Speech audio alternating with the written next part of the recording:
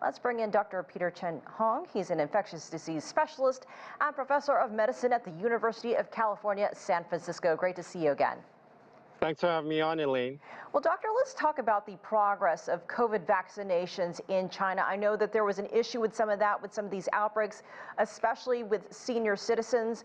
Where do you think that stands now? Well, I think as data is emerging, particularly from Hong Kong, we know that failure to vaccinate, particularly seniors, is probably responsible for a lot of hospitalization. On the other hand, when you do vaccinate, whether or not you've gotten mRNA vaccine or protein subunit vaccine like Sinopharm or Sinovac, and you got 3 shots, they're pretty much equivalent in serious disease, hospitalization, and death.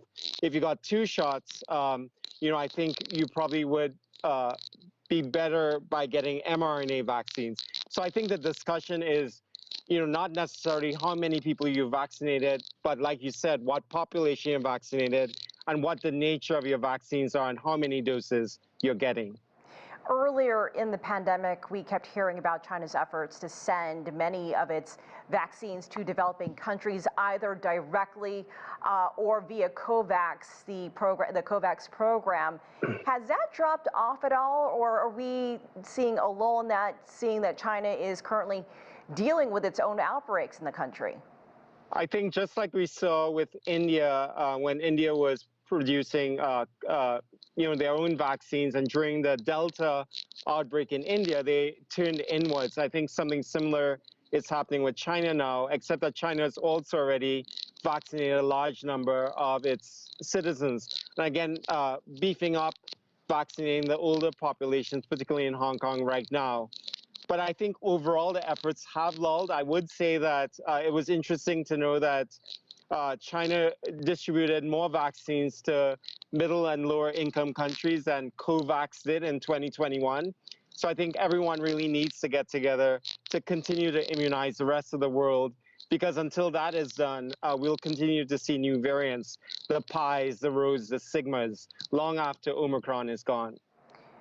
This last week coming up here, World Immunization Day. What other vaccine needs are top of mind around the world and in China after coronavirus? What are the next priorities?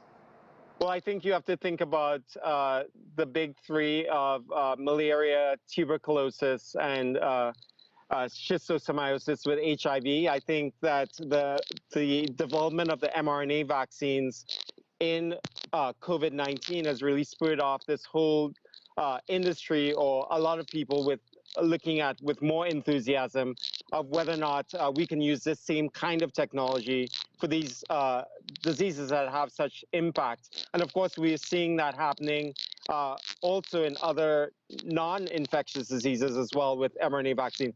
So I see that as the future. I think it also gives us a lot of information about distribution and people's willpower and political willpower to immunize swaths of the population. And staying on that, you mentioned the future. Do you think the world has what it takes to handle the next pandemic or the next strain of the coronavirus? I think we have what we need, but whether or not we can implement it in time, I'm not really sure of that yet.